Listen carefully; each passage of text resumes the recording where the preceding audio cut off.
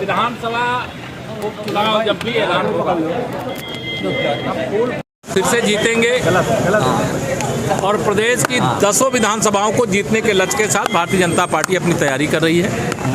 आज उसी की दृष्टि से मेरा प्रवास हुआ था और कार्यकर्ताओं के साथ संवाद में जो उत्साह मैंने देखा है वो 2014 और 2017 वाला उत्साह साफ नजर आ रहा है। अच्छा सर, 69,000 भर्ती को लेकर जो हाईकोर्ट का फैसला आया है उसको लेकर क्या प्रतिक्रिया है आपकी? नहीं, उसमें प्रतिक्रिया क्या है, उसमें देखिए माननीय उच्च न्यायालय का जो फैसला आया है उसका स्वागत है और अब सरकार उसकी सही तरीके से अपना समीक्षा वैसे भी करने जा रही है और बच्चों को न्याय दिलाएंगे, ये विश्वास दिलाता है। अच्छा, क्या सरकार इसके खिलाफ अब सुप्रीम कोर्ट नहीं जाएगी, आश्वासन है? अभी कुछ कहना, अभी इसमें मेरी बैठक नहीं हुई है। अभी मैं चूँकि आज कल फैसला आया है, आज मैं प्रयागराज के दौरे पे हूँ, लेकिन बच्चों के साथ अन्याय नहीं होने देंगे, ये ऐसा सरकार का विचार भी है और सरकार इस दिशा में आगे बढ़ेगी। अखिलेश यादव करें इसको उपचुनाव में मुद्दा भी बनाएंगे और करें कि श्री अखिलेश यादव जी का खेल खत्म हो चुका है। झूठ बोल करके उनकी साइकिल जो पंचर थी उसमें हवा भर लिया उन्होंने लोकसभा के 2024 के चुनाव में। अब साइकिल नहीं चलेगी, अब साइकिल पंचर होगी, साइकिल भ्रष्ट होगी, साइकिल सफाई जाएगी। आपके लिए कह रहे हैं कि आपने जिस तरह से कहा है कि ये इन अभ्यर्थियों की जीत है, अपनी सरकार के उस पर आप सवाल खड़े श्री अखिलेश यादव जी दो धारी तलवार लेके चलते हैं तो हम चार धार की तलवार लेकर के चलते हैं। सर, एक सवाल कैलकाटा को लेकर के सर, जो घटना हुई उसके बाद जो डॉक्टर हैं लगातार वो बहुत चिंताजनक स्थिति है। जैसे समाजवादी पार्टी के शासन में उत्तर प्रदेश से लोग पलायन कर रहे थे, अब वहाँ टीएमसी की सरकार में पश्चिम बंगाल से लोग पलायन करने के लिए मजबूर हैं। डॉक्टर जिस राज्य में सुरक्षित नहीं है, व्यापारी जिस राज्य में सुरक्षित नहीं है, महिलाएं जिस राज्य में सुरक्षित नहीं है, उस राज्य में जो संकट है वहाँ की हमारी भारतीय जनता पार्टी की जो लीडरशिप है लड़ाई लड़ रही है और महिला चिकित्सक के साथ जो घटना हुई है उस घटना के दोषियों के खिलाफ सीबीआई जांच का वहाँ के हाई कोर्ट ने आदेश दिया है। वो जांच हो रही है और जांच के बाद मुझे पूरा विश्वास है ऐसे हत्यारों को, ऐसे दुराचारियों को, व्यभिचारियों को कठोर कार्रवाई का सामना करना पड़ेगा और इस प्रकार की घटना नहीं होनी चाहिए। अच्छा, एक रेलवे हादसा हुआ है, हाँ दुखद है। देखिए कोई भी हादसा तो कोई भी दुखद होता है, हादसा नहीं होना चाहिए, लेकिन हादसा कोई भी दुखद होता है, उसका भगवान की यही कृपा रही कि कोई किसी प्रकार का नुकसान नहीं।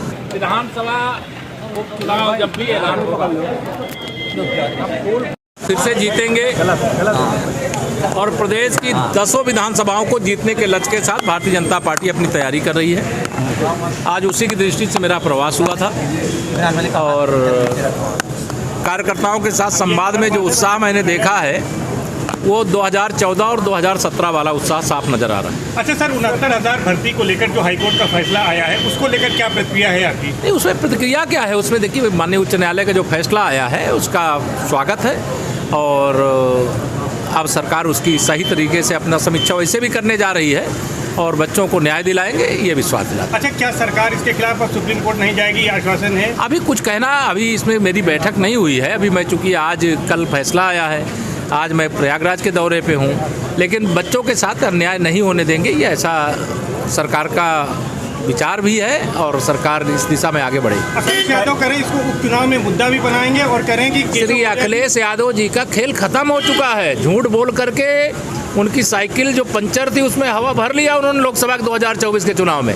अब साइकिल नहीं चलेगी, अब साइकिल पंचर होगी, साइकिल भ्रष्ट होगी, साइकिल सफाई जाएगी। आपके लिए कह रहे हैं कि आपने जिस तरह से कहा है कि ये इन अभ्यर्थियों की जीत है, अपनी सरकार के उस पर आप सवाल खड़े श्री अखिलेश यादव जी दो धारी तलवार लेके चलते हैं तो हम चार धार की तलवार लेकर के चलते हैं। सर, एक सवाल कैलकाटा को लेकर के सर, जो घटना हुई उसके बाद जो डॉक्टर हैं लगातार वो बहुत चिंताजनक स्थिति है।